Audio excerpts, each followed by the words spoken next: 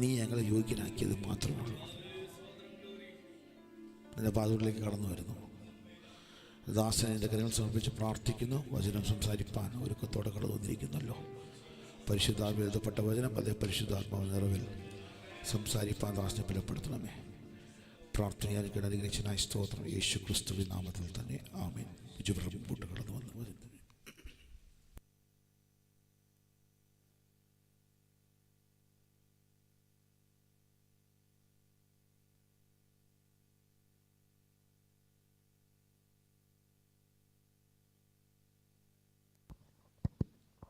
Price the lord.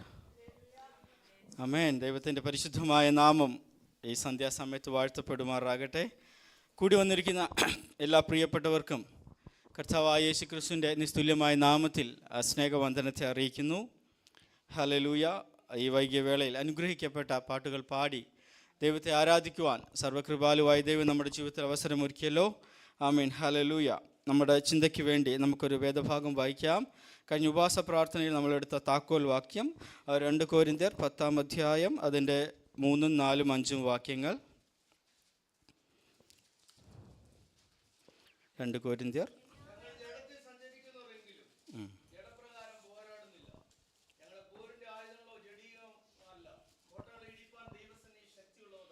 ആമേൻ.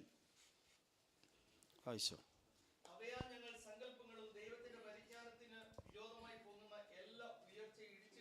ആമേൻ. മതി. Praise the lord. Hallelujah. ഒരു നിമിഷം കണ്ണുകളെ അടയ്ക്കാം, പ്രാർത്ഥിക്കാം. ഞങ്ങൾ അതിവാത്സല്യമായി സ്നേഹിക്കുന്ന ഞങ്ങളുടെ സ്വർഗീയ പിതാവേ, അനുഗ്രഹിക്കപ്പെട്ട ഈ നല്ല സമയത്തിനായി സ്തോത്രം. കർത്താവേ, തിരുസന്നിധാനത്തിൽ കടന്നു വന്ന് അങ്ങേ ആരാധിക്കാനുള്ള കൃപ തന്നതിനായി സ്തോത്രം. ഞങ്ങൾ വചനവുമായി കർത്താവേ സന്നിധാനത്തിലായിരിക്കുമ്പോൾ പരിശുദ്ധാത്മാവ് ഞങ്ങൾ ഇടപെടുമാറാകണമേ. ഞങ്ങളുടെ ജീവിതത്തിൽ അനുഗ്രഹത്തിന് കാരണമായി തീരുവാൻ ഞങ്ങളുടെ ആത്മീക ജീവിതം ബലപ്പെടേണ്ടതിനായ ദൈവിക ദൂതുകളെ ഞങ്ങൾക്ക് നൽകുമാറാകണമേ. സഭയെ മുറ്റുമായി ഏൽപ്പിച്ച് പ്രാർത്ഥിക്കുന്നു. കർത്താവ് പ്രാർത്ഥന കേട്ടതിനായി സ്തോത്രം. യേശുവിൻ നാമത്തിൽ തന്നെ ആമേൻ. Praise the Lord. ഇന്ന് ഈ സന്ധ്യാസമയത്ത് ഞാൻ നിങ്ങളുമായി ഷെയർ ചെയ്യുവാൻ ആഗ്രഹിക്കുന്ന വിഷയമെന്ന് പറയുന്നത്, ഈ 3 വാക്യങ്ങളിൽ സൂക്ഷ്മമായി ശ്രദ്ധിച്ച് വായിച്ചാൽ നമുക്ക് മനസ്സിലാക്കാൻ കഴിയുന്ന 2 കാര്യങ്ങൾ അവിടെ ഉണ്ട്. ഒന്ന്, കർത്താവായ യേശു ക്രിസ്തുവിനെ അടിസ്ഥാനപ്പെടുത്തി അല്ലെങ്കിൽ കർത്താവായ യേശു ക്രിസ്തുവിനെ കേന്ദ്ര ബിന്ദുവാക്കിക്കൊണ്ട് ആമേൻ ആത്മാവിൽ പോരാടുന്ന ഒരു ആത്മീകനെ നമുക്കവിടെ കാണുവാൻ കഴിയുന്നുണ്ട്, ആ വാക്യങ്ങളിൽ കാണുവാൻ കഴിയുന്നുണ്ട്. രണ്ടാമതായി, ജഡത്തിൽ ആശ്രയിച്ച് ലോകത്തിൻ്റെ ഇഷ്ടപ്രകാരം ജീവിക്കുന്ന ഒരു ജഡീകനെക്കുറിച്ച് നമുക്ക് സൂക്ഷ്മമായി പഠിച്ചാൽ ആ വാക്യങ്ങളിൽ നിന്ന് വായിച്ചെടുക്കുവാൻ കഴിയും. ആമേൻ. അങ്ങനെയെങ്കിൽ ആമേൻ ഹല്ലേലൂയ, ഇന്ന് രാത്രികാലം നമ്മൾ ചിന്തിക്കാൻ പോകുന്നതും ആ വിഷയമാണ്. ആമേൻ. ആമേൻ. ഹല്ലേലൂയ. 2 വിഷയങ്ങളാണ്, 2 ഭാഗങ്ങളായിട്ട് ചിന്തിക്കാൻ ആഗ്രഹിക്കുന്നു. ഒന്ന്, ആമേൻ ഒരു ആത്മീകൻ, ലോകത്തിൽ ജീവിക്കുന്ന ഒരു ആത്മീകൻ. 2, ആമേൻ സഭയ്ക്കുള്ളിലെ ജഡീകനും സഭയ്ക്കുള്ളിലെ ആത്മീകനും എന്നീ 2 വിഷയങ്ങളെക്കുറിച്ച് 2 ഭാഗമായിട്ട് ചിന്തിക്കുവാൻ ദൈവനാമത്തിൽ ആഗ്രഹിക്കുന്നു. Price the lord. ഹല്ലേലൂയ. ആമേൻ. ആത്മീകൻ. ആമേൻ. എന്താണ് ഒരു ആത്മീകൻ്റെ പ്രധാന ലക്ഷ്യമെന്ന് പറയുന്നത്? ആമേൻ. ഞാൻ നിങ്ങൾക്ക് യോഹന്നാന്റെ സുവിശേഷത്തിൽ പറയുന്നു, ഞാൻ പോയി നിങ്ങൾക്ക് ഭവനം ഒരുക്കാൻ, ഞാൻ സ്ഥലം ഒരുക്കാൻ കടന്നു പോകുന്നു. എൻ്റെ പിതാവിൻ്റെ വാസസ്ഥലത്ത് അനേക വാസസ്ഥലങ്ങളുണ്ട്, ഇല്ലായിരുന്നെങ്കിൽ ഞാൻ നിങ്ങളോട്. ആമേൻ. ആമേൻ. നമ്മുടെ ഉദ്ദേശമെന്ന് പറയുന്നത് കർത്താവായ യേശു ക്രിസ്തു നമുക്ക് വേണ്ടി സ്വർഗത്തിൽ ഒരുക്കിയിരിക്കുന്ന ആ സ്ഥലത്ത് പോയി പാർക്കുക, സ്ഥലം കാണുക എന്നുള്ളതാണ്, പാർക്കുക എന്നുള്ളതാണ്. എന്നാൽ ആ ഉദ്ദേശത്തെക്കാൾ ഉപരിയായിട്ട് നമുക്കൊരു ലക്ഷ്യമുണ്ട്. എല്ലാ ആത്മാക്കൾക്കും, എല്ലാ ദൈവത്തിൻ്റെ ആത്മീക മക്കൾക്കും ഒരു ലക്ഷ്യമുണ്ട്. ആ ലക്ഷ്യമെന്ന് പറയുന്നത് 7 നക്ഷത്രം വലം കയ്യിൽ പിടിച്ച് രാജാവ് മുടിച്ചൂടി 7 നക്ഷത്രങ്ങളുടെ നടുവിൽ എഴുന്നള്ളി വരുന്ന പെരുവെള്ളത്തിൻ്റെ ഇരച്ചിൽ പോലെ ശബ്ദമുള്ള ആമേൻ ഹല്ലേലൂയ അരുമനാഥനായ യേശു ക്രിസ്തുവിനെ ഹല്ലേലൂയ. ഒന്നുകൂടെ പറഞ്ഞാൽ പൗലോസ് പറയുന്നത് പോലെ ഭൂലോകത്തിൻ്റെയും അധോലോകത്തിൻ്റെയും സ്വർലോകത്തിൻ്റെ മേലും അധികാരമുള്ള എല്ലാ മുഴങ്കാലുകളും മടങ്ങുന്ന, എല്ലാ നാവും യേശു കർത്താവെന്ന് ഏറ്റു പറയുന്ന, ഒന്നുകൂടെ പറഞ്ഞാൽ ശലോമോൻ്റെ ഭാഷയിൽ പറഞ്ഞാൽ ശാരോനിലെ പുഷ്പമായവൻ.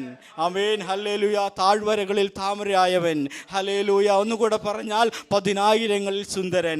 ഹല്ലേലൂയ. 10,000ങ്ങളിൽ സുന്ദരനായ രാജാതി രാജാവും കർത്താതി കർത്താവുമായ, മരണത്തിൻ്റെയും പാതാളത്തിൻ്റെയും താക്കോൽ കയ്യിലുള്ള, ജീവപുസ്തകം കയ്യിലുള്ള, ജീവപുസ്തകത്തിൽ പേരെഴുതുവാൻ യോഗ്യനായ, ഹല്ലേലൂയ, ആമേൻ, സകല രാജാക്കന്മാരും ചെങ്കോലും കിരീടങ്ങളും കാഴ്ചവെക്കുന്ന രാജാതി രാജാവാകുന്ന ആ നല്ല കർത്താവിനെ കാണണം എന്നുള്ളതാണ് ഓരോ ആത്മികന്റെയും പ്രഥമ ലക്ഷ്യമെന്ന് പറയുന്നത്. എൻ്റെയും നിങ്ങളുടെ പ്രഥമ ലക്ഷ്യമെന്ന് പറയുന്നത് ആ അരുമനാഥനെ ഒന്ന് കാണണം. ഹല്ലേലൂയ. അങ്ങനെയെങ്കിൽ ഹല്ലേലൂയ, ഈ ക്രിസ്തീയ ജീവിതത്തിൽ നമ്മൾ പാടിയതുപോലെ ആ ശാലേം രാജൻ വരുന്ന നാളിൽ അവൻ്റെ അടുക്കൽ പോകുവാൻ, അനുഗ്രഹിക്കപ്പെട്ട ഒരു ക്രിസ്തീയ ജീവിതം നയിക്കുവാൻ, ഹല്ലേലൂയ, ഇത്ര ഭാഗ്യമുള്ള ഒരു ഭാഗ്യമുള്ള കൂട്ടർ ഈ ലോകത്തിലില്ലെന്നേ. അതാ നമ്മൾ പാടിയത്, ക്രിസ്തീയ ജീവിതം പോൽ. ഹല്ലേലൂയ, പ്രൈസ് ദി ലോർഡ്, ആമേൻ. അങ്ങനെയെങ്കിൽ ആ അനുഗ്രഹിക്കപ്പെട്ട പദവിക്ക് വേണ്ടി നമ്മളെ തന്നെ ദൈവകരങ്ങളിലേക്ക് ഏൽപ്പിച്ചു കൊടുക്കാം. Price the lord, amen, hallelujah. ദൈവത്തിൻ്റെ വചനം പഠിക്കുമ്പോൾ പ്രധാനമായിട്ടും എവിടെ മുതലാണ് ഒരു ആത്മീക കൂട്ടം ആരംഭിക്കുന്നത്? ആത്മീക അല്ലെങ്കിൽ യഹോവയ്ക്ക് വേണ്ടിയുള്ളൊരു ജനത്തിൻ്റെ യാത്ര ആരംഭിക്കുന്നത് എവിടെ മുതലാണ്? അല്ലെങ്കിൽ ഈ ലോകത്തിൽ ഒരു ജഡീകൻ്റെ ആരംഭം എവിടെ മുതലാണെന്ന് തിരുവചനത്തിൽ നമ്മൾ പരിശോധിച്ചാൽ, ആമേൻ, ഹല്ലേലൂയ, നമുക്ക് ഉൽപ്പത്തി പുസ്തകത്തിലേക്ക് മടങ്ങിപ്പോകേണ്ടതായിട്ട് വരും. ഉൽപ്പത്തി പുസ്തകത്തിലേക്ക് ചെല്ലുമ്പോൾ, ഹല്ലേലൂയ, ആമേൻ, 4-ാം അധ്യായത്തിൻ്റെ 5 മുതൽ 32 വരെയുള്ള വാക്യങ്ങൾ പഠിക്കുമ്പോൾ നമുക്കവിടെ ജഡീകൻ്റെ ആരംഭത്തെക്കുറിച്ച് കാണുവാൻ കഴിയും. ജഡീകനായ ഒരു മനുഷ്യൻ്റെ ആരംഭത്തെക്കുറിച്ച് നമുക്ക് അവിടെ കാണുവാൻ കഴിയും. ആമേൻ. ആദാമിൻ്റെ തലമുറയിൽ 2ാമത്തവനായ കയീനും ഹാബേലും എന്ന 2 മക്കളിൽ ഹാബേൽ ദൈവത്തിന് ഇഷ്ടമുള്ള മനുഷ്യനായിരുന്നു. എന്നാൽ കയീൻ ദൈവത്തിന് വിരോധമായി, ആമേൻ, തൻ്റെ സഹോദരനെ കൊന്ന് പാപം ചെയ്ത് ലോകത്തിൽ ദൈവത്തിൻ്റെ ശത്രുവായി മാറി. അവിടെ മുതലാണ് ഒരു ജഡീകൻ്റെ വംശത്തിൻ്റെ ആരംഭം. അതിൻ്റെ 16-ാം വാക്യത്തിലേക്ക് കടന്നു വരുമ്പോൾ, അല്ലെങ്കിൽ നമുക്കവിടെ വായിക്കാൻ കഴിയുന്നു, കയീൻ യഹോവയുടെ സന്നിധിയിൽ നിന്ന് പുറപ്പെട്ട് ഏദന് കിഴക്ക് നോദ് എന്ന ദേശത്ത് ചെന്ന് പാർത്തു. പിന്നെ താഴോട്ട് പഠിക്കുമ്പോൾ കയീൻ്റെ ഒരു വംശ പാരമ്പര്യമാണ് അവിടെ നമുക്ക് കാണുവാൻ കഴിയുന്നത്. ആമേൻ. അതിൻ്റെ വംശ പാരമ്പര്യത്തിൽ 7ാം വംശത്തിൽ വന്ന ലാമേക്ക് എന്ന് പറയുന്ന ആ വ്യക്തിയുടെ കാലഘട്ടത്താണ് ഈ ഭൂമിയിൽ ആദ്യമായി ബഹുഭാര്യത്വം എന്ന ജഡീക പ്രോഗ്രാം ആരംഭിക്കുന്നത്. ലാമേക്ക് 2 സ്ത്രീകളെ വിവാഹം കഴിച്ച് അവിടെ മുതലാണ് ആരംഭിക്കുന്നത്. അങ്ങനെ ലോകത്തിൽ ആ ജഡീകപരമായിട്ടുള്ള രീതിയിൽ ഒരു വംശത്തിൻ്റെ ആരംഭം നമുക്കവിടെ കാണുവാൻ കഴിയുന്നുണ്ട്. ആമേൻ. ഈ ലാമേക്കിൻ്റെ കാലഘട്ടത്തിലാണ് നമുക്കവിടെ വായിക്കാൻ കഴിയുന്നുണ്ട്. അതിൻ്റെ 20-ാം വാക്യം, കൂടാരവാസികളും പശുപാലകരും ഒക്കെ പിതാവായി തീർന്ന ഈ കാലഘട്ടത്തിലാണ്. അതുമാത്രമല്ല, താഴോട്ട് വായിക്കുമ്പോൾ കിന്നരവും വേണുവും ഉപയോഗിക്കുന്ന ഈ ഒരു കാലഘട്ടം ആരംഭിക്കുന്നത് അവിടെ. അതുപോലെ താഴത്തോട്ട് വായിക്കുമ്പോൾ ചെമ്പ് കൊണ്ടും ഇരുമ്പ് കൊണ്ടുമുള്ള ആയുധങ്ങൾ തീർക്കുന്ന ഒരു കാലഘട്ടമായിരുന്നു അത്. അങ്ങനെയുള്ള ലോകത്തിൻ്റെ ഇഷ്ടത്തിനനുസരിച്ച് ജീവിക്കുന്ന ആഡംബര കൊട്ടാരങ്ങൾ വെക്കുന്നു എന്ന് പറയുന്ന പോലെ കൊട്ടാരപരമായും അതുപോലെ തന്നെ ലോകത്തിൻ്റെ സംഗീതമൊക്കെ ആരംഭിക്കുന്നത് ആ കാലഘട്ടത്തിലാണ്. അങ്ങനെ ജഡീകപരമായിട്ടുള്ള ഒരു കാലഘട്ടം അവിടെ ആരംഭിക്കുകയാണ്. എന്നാൽ ഹല്ലേലൂയ, ഞാൻ ആ ഒരു ചിന്തകൾ അധികം സംസാരിക്കാൻ ആഗ്രഹിക്കുന്നില്ല. എൻ്റെ വിഷയം എന്ന് പറയുന്നത് ഒരു ആത്മീകൻ്റെ ആരംഭം എന്നുള്ളതാണ്. അങ്ങനെയെങ്കിൽ ഹല്ലേലൂയ, ഒരു ആത്മീകൻ്റെ ആരംഭം എന്ന് പറയുന്നത് 5-ാം അധ്യായം അതിൻ്റെ 1-ാമത്തെ വാക്യം ഒന്ന് വായിക്കാമോ? ആമേൻ.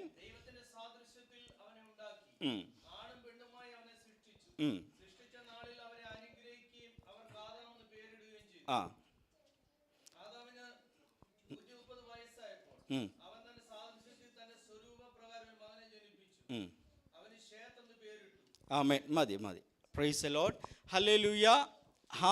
ഹാബേൽ എന്ന നീതിമാനായ മനുഷ്യൻ മരിച്ചതിന് ശേഷം ഹാബേലിന് പകരം ദൈവം അതേ തലമുറയിൽ കൊടുത്ത അനുഗ്രഹിക്കപ്പെട്ട ഒരു പൈതലാണ് ശേത്ത് എന്ന് പറയുന്നത്. 2ാം തലമുറയിൽ ദൈവം വാഗ്ദത്തം ചെയ്ത ഒരു വ്യക്തിയാണ് ശേത്ത് എന്ന് പറയുന്നത്. ശേത്ത് എന്ന വാക്കിൻ്റെ അർത്ഥം നിയമിക്കപ്പെട്ടവൻ. ആമേൻ.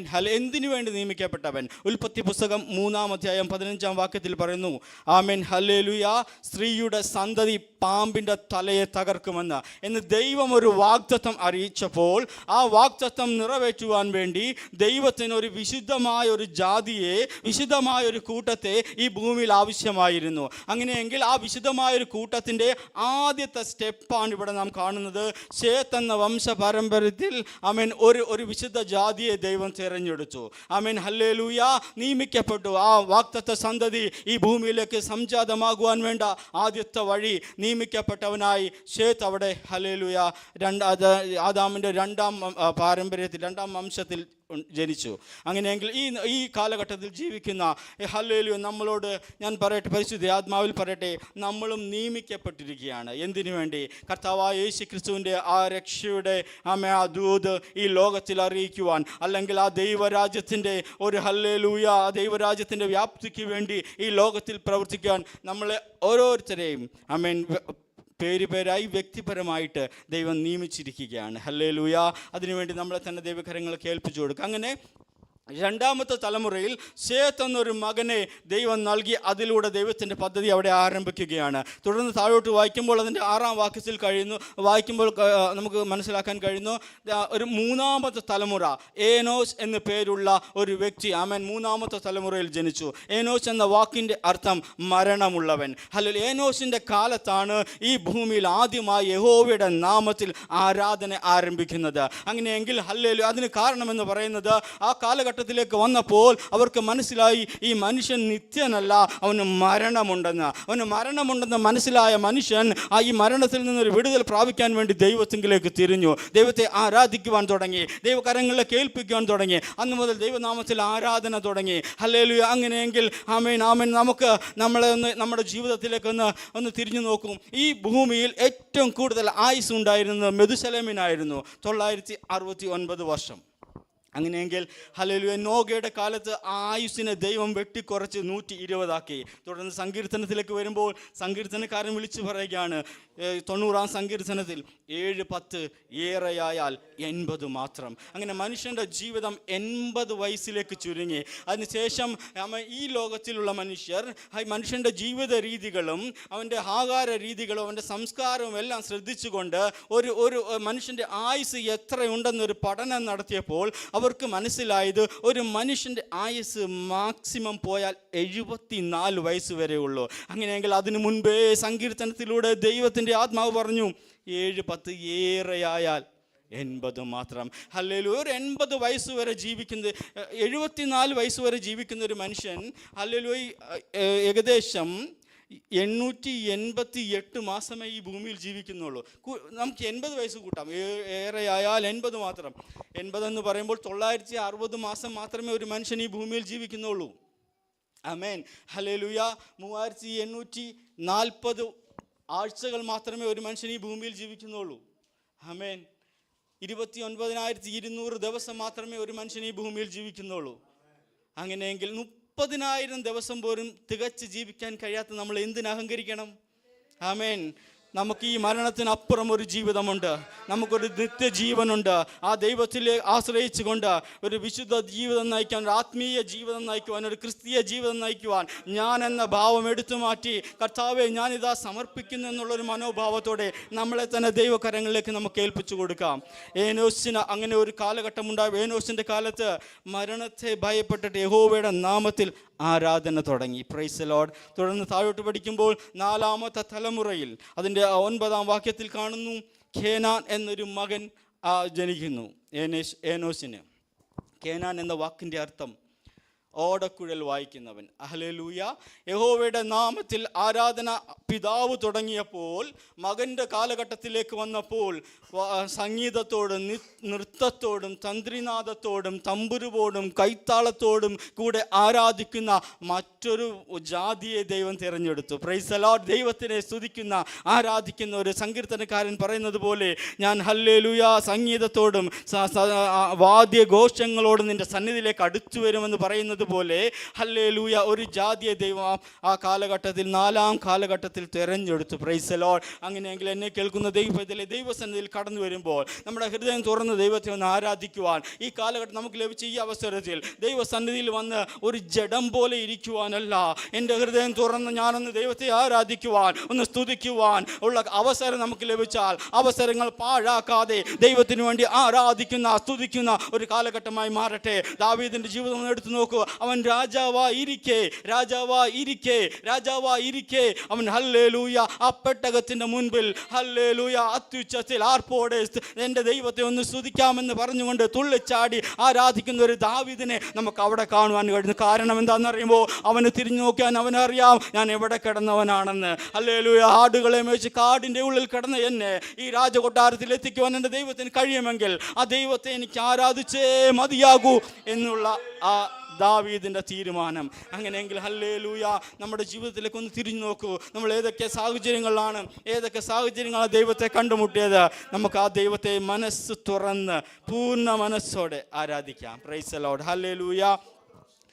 അങ്ങനെ 4-ാം തലമുറയ്ക്ക് ശേഷം ആമേൻ 5-ാം തലമുറയിൽ മഹലേൽ എന്ന് പറഞ്ഞൊരു മകൻ ജനിച്ചു. 12-ാം വാക്യം 5:12. ആമേൻ.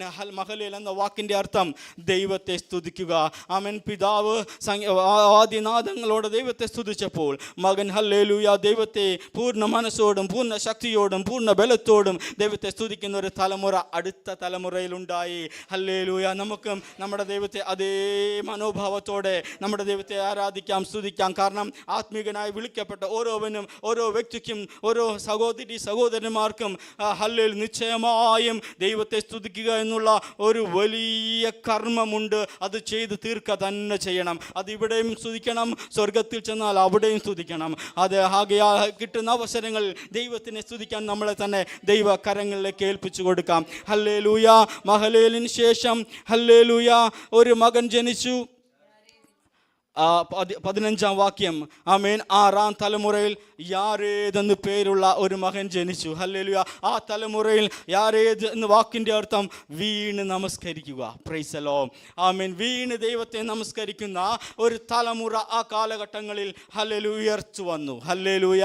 ആമേൻ. നമ്മളെ തന്നെ ദൈവകരങ്ങൾ കേൾപ്പിച്ചു കൊടുത്തുകൊണ്ട് ആമേൻ എങ്ങനെ വീണ് നമ്മുടെ ഞാൻ എന്ന ഭാവത്തെ എടുത്തു മാറ്റി ദൈവകരങ്ങളിലേക്ക് അടിയനെ സമർപ്പിക്കുന്നു എന്നുള്ളൊരു മനോഭാവത്തോടു കൂടെ ഞാൻ ഒന്നുമല്ല ഹല്ലേലൂയ ഇന്ന് കിളിർത്ത് നാളെ വാടിപ്പോകുന്ന ഒരു പുല്ലിന് സമമാണ് എൻ്റെ ജീവിതം എന്നുള്ള ബോധ്യമുണ്ടെങ്കിൽ ഹല്ലേലൂയ വീണ് അവൻ്റെ സന്നിധാനത്തിൽ വീണ് നമസ്കരിക്കുന്ന ഒരു മനോഭാവത്തോടെ വന്ന് അതങ്ങനെ തന്നെ ചെയ്യുവാൻ തീരുമാനമെടുത്താൽ ദൈവം നമ്മളെ ഈ നൂറ്റാണ്ടിൽ ഈ കാലഘട്ടത്തിലും ദൈവം നമ്മളെ അനുഗ്രഹിക്കും. Price the lord. ഹല്ലേലൂയ.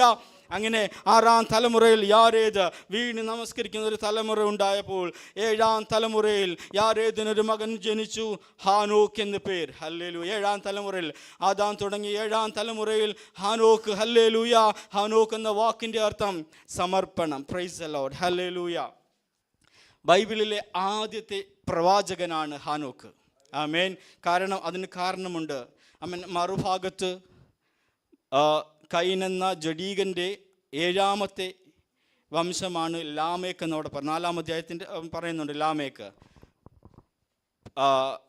ഇവിടെ ദൈവം തിരഞ്ഞെടുത്ത ജാതിയിൽ 7-ാമത്തെ തലമുറയാണ് ഹാനോക്ക്. ഹാനോക്ക് പ്രവചിച്ച എന്താണെന്നറിയോ? ഹാനോക്കിന് 65-ാമത്തെ വയസ്സിൽ ഒരു മകൻ പിറന്നു, മെതുശലേം. ആ വാക്കിൻ്റെ അർത്ഥം ഇവൻ മരിക്കുമ്പോൾ അത് സംഭവിക്കും, അല്ലെങ്കിൽ ജലപ്രളയമുണ്ടാകും എന്ന ഒരു ദൂത് മകനിലൂടെ ദൈവം ഹാനോക്കിന് നൽകി. ആമേൻ. ഇവൻ മരിക്കുമ്പോൾ അത് സംഭവിക്കും, ഈ ഭൂമിയിൽ ഒരു വലിയ അപകടം സംഭവിക്കും, ജലപ്രളയം സംഭവിക്കും. ഒരു ദൂത് ഹാനോക്കിന് ദൈവം നൽകി.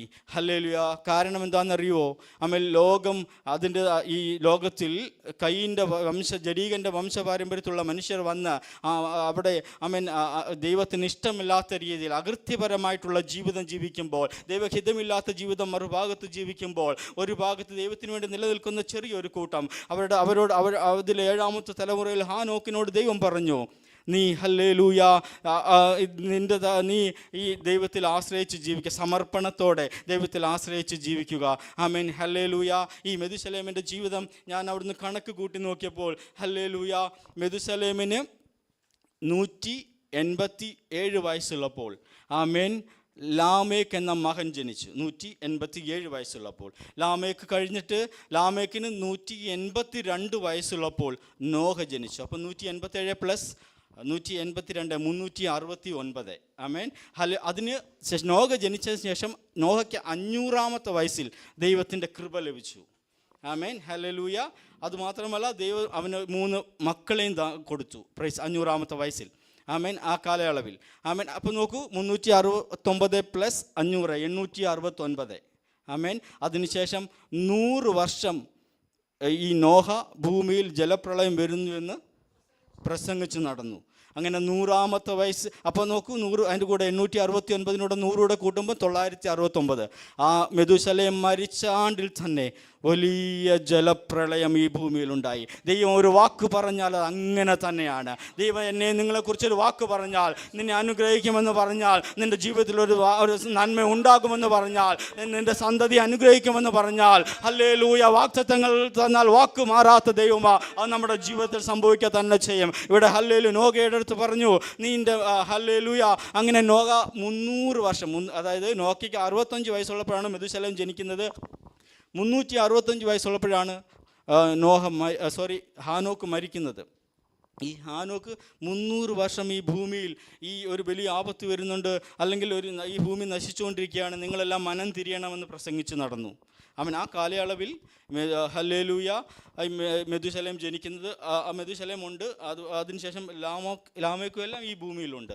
അങ്ങനെയെങ്കിൽ ഹല്ലേലൂയ, ആമേൻ. ദൈവം നമുക്ക് വേണ്ടി ഒരുക്കി വച്ചിരിക്കുന്ന ആ മനോഹര ദേശത്തെത്തുവാൻ ഈ ഭൂമിയിലായിരിക്കുന്ന കാലത്ത് നമ്മൾ കേട്ടതുപോലെ ആ ഹാനോക്ക്, ആമേൻ എന്ന വാക്കിൻ്റെ അർത്ഥം സമർപ്പണം.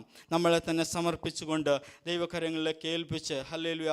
അതാണ് ഈ ഹാനോക്കിൻ്റെ പ്രധാനപ്പെട്ട 3 പ്രവചനങ്ങളുണ്ടായിരുന്നു. ഒന്ന്, ഞാൻ പറഞ്ഞല്ലോ, മകൻ ജനിച്ചപ്പോൾ ഒരു ദൂത് കിട്ടി, ഈ ഭൂമിയിൽ അവൻ മരിക്കുമ്പോൾ അത് അതായത് ഈ ഭൂമിയിൽ ഒരു നാശം സംഭവിക്കാൻ പോകുന്നു. അടുത്തത് എബ്രായ ലേഖനം 11:5 ഒന്ന് വായിക്കാമോ? എബ്രായ ലേഖനം 11:5.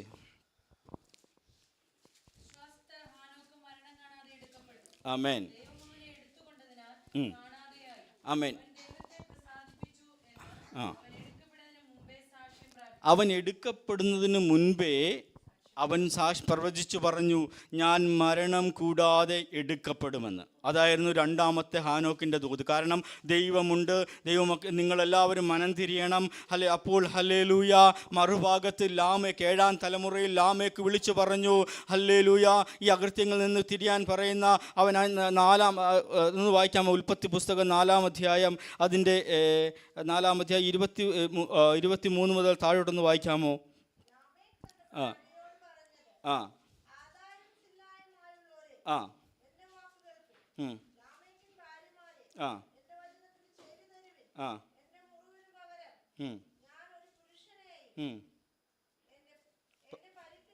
ആ ഒരു യുവാവിനെയും ആ ആ മതി നിർത്തണമേ. കയീൻ്റെ ജഡീകൻ്റെ വംശപാരമ്പര്യത്തിൽ 7-ാമത്തെ തലമുറക്കാരനായ ലാമേക്ക് ആ കാലഘട്ടത്തിൽ വിളിച്ചു പറയുകയാണ്, ആമേൻ, ആ ഒരു യുവാവിനെ ഞാൻ കൊല്ലും. അവൻ കയീന് വേണ്ടി 7 ഇരട്ടി പകരം ചെയ്യുമെങ്കിൽ ഞാൻ 77 ഇരട്ടി ഞാൻ പകരം ചെയ്യും. അതായത് അകൃത്യങ്ങളിൽ നിന്ന് പിന്തിരിയണമെന്ന ഒരു ഭാഗത്ത് കൊണ്ട് ആമേൻ ഹാനോക്ക് വിളിച്ചു പറയുമ്പോൾ ലാമേക്ക് ഇവിടെ വിളിച്ചു പറയുകയാണ്, ഞാൻ അവനെ കൊല്ലുമെന്ന്. എന്നാൽ ദൈവം ഹല്ലേലൂയ ഹാനോക്കിനൊരു വാഗ്ദത്തം കൊടുത്തു. എന്താണെന്നറിയോ? നീ മരണം കൂടാതെ എടുക്കപ്പെടും. Price the Lord. നീ മരണം കൂടാതെ എടുക്കപ്പെടും. ശത്രുവിൻ്റെ വാക്കുകളുടെ മേൽ പതറിപ്പോകാതെ 300 വർഷം ദൈവത്തിൻ്റെ വചനം പ്രസംഗിച്ച ഹാനോക്ക് മറുവശത്ത് മരണം കൂടാതെ എടുക്കപ്പെട്ടപ്പോൾ ഹല്ലേലൂയ, ദൈവത്തിൽ ജനമേ, നമുക്കൊരു പ്രത്യാശയുണ്ട്, നമുക്കൊരു നിത്യജീവനുണ്ട്, നമുക്കൊരു ഭവനമുണ്ട്. ഒരാത്മീകൻ എന്ന നിലയിൽ, ഒരു ക്രിസ്തീയ ജീവിതം നയിക്കുന്ന വ്യക്തി എന്ന നിലയിൽ നമുക്ക് അഭിമാനിക്കാം. നമ്മുടെ ദൈവം സർവശക്തനാണ്. ഒരു ശത്രുവിൻ്റെ പോരുകളും ബാധിക്കാതെ വണ്ണം നമ്മളെ സംരക്ഷിക്കുവാൻ എൻ്റെ കർത്താവ് സർവശക്തനാണ്. ആമേൻ. ഹല്ലേലൂയ. അങ്ങനെയെങ്കിൽ ഹാനോക്കിന് ശേഷം മെതുശലേം. ഞാൻ പറഞ്ഞല്ലോ അതിൻ്റെ വാക്കിൻ്റെ അർത്ഥം, അവൻ മരിക്കുന്ന നാളിൽ അത് സംഭവിക്കും. അത് സംഭവിക്കുക തന്നെ ചെയ്തു. അടുത്ത മെതുശലേമിന് ശേഷം അടുത്ത ആമേൻ 9ാമത്തെ തലമുറയിൽ ലാമേക്ക് എന്ന വാക്കിൻ്റെ അർത്ഥം നശിപ്പിക്കുന്നതിന്, അഥവാ അവൻ്റെ കാലഘട്ടത്തിൽ ഒരു നശീകരണം ഉണ്ടാകും. Amen hallelujah. അതിൻ്റെ ആ തൊട്ടുമുകളിൽ കൊടുത്ത അതേ ദൂതിൻ്റെ അത് സംഭവിക്കുമെന്ന് ഉറപ്പിച്ച് പറയുകയാണ്. അങ്ങനെയെങ്കിൽ എന്നെ കേൾക്കുന്ന ദൈവത്തിലെ ഈ കൃപായുഗം അവസാനിക്കും.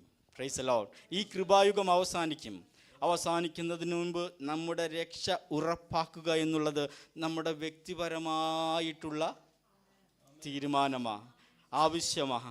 കാരണം എനിക്ക് എൻ്റെ വൈഫിനെയോ എൻ്റെ കുഞ്ഞുങ്ങളെ കൊണ്ടുപോകാൻ കഴിയത്തില്ല, എൻ്റെ മാതാപിതാക്കൾക്ക് എന്നെ കൊണ്ടുപോകാൻ കഴിയത്തില്ല.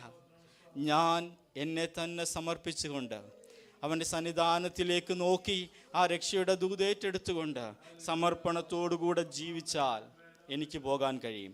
സമർപ്പണത്തോടെ ജീവിച്ചാൽ നിങ്ങൾക്ക് ഓരോരുത്തർക്കും പോകാൻ കഴിയും.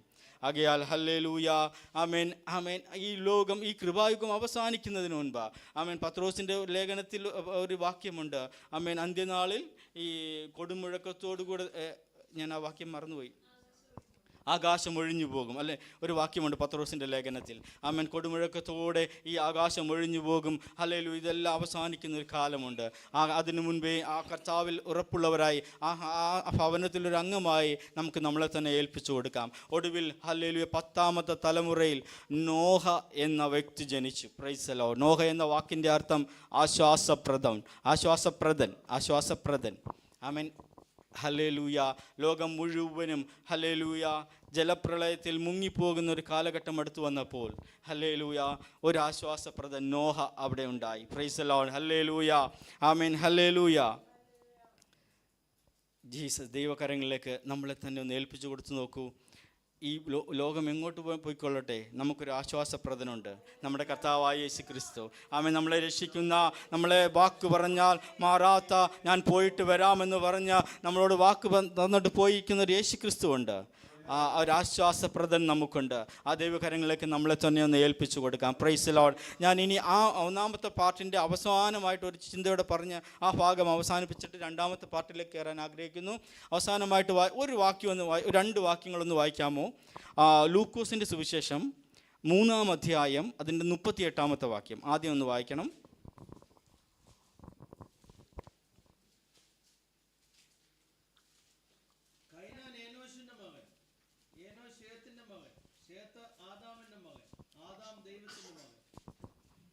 ആമേൻ. ഒന്നുകൂടെ വായിക്കാം. സോറി, ഞാൻ കേട്ടില്ല.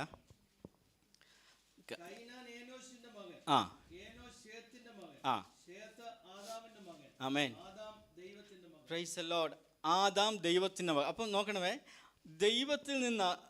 ദൈവത്തിൻ്റെ മകനായ ആദാമിൽ നിന്ന് ആരംഭിച്ച് ശേത്തിൽ നിന്ന് 2ാം തലമുറയിൽ ആരംഭിച്ച ഒരു ദൈവീക കൂട്ടം, ഒരു ആത്മീക കൂട്ടം.